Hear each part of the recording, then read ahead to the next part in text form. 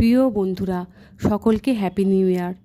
আজকে আমি নতুন ধরনের একটা রেসিপি শেয়ার করব, দেখুন আপনাদের ভালো লাগে কি না। যেটাকে বিটের হালুয়া বা লাল হালুয়া বলে থাকি। প্রথমে আমি একটা বিটকে নিয়ে তার খোলাটা ছাড়িয়ে নিয়ে ডুমো ডুমো করে কেটে বিটের রসটা বার করে নিয়েছি।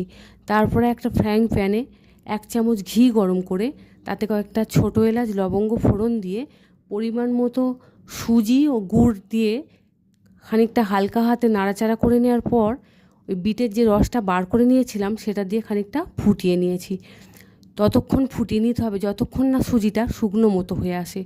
সুজিটা শুকনো মতো হয়ে আসার পর আমি নাবিয়ে রেখেছি। তারপর সুজিটা ঠান্ডা হয়ে যাওয়ার পর গোল গোল করে নাড়ুর আকারে পাকিয়ে কিশমিশ কাজু বাদাম দিয়ে সার্ভ করেছি।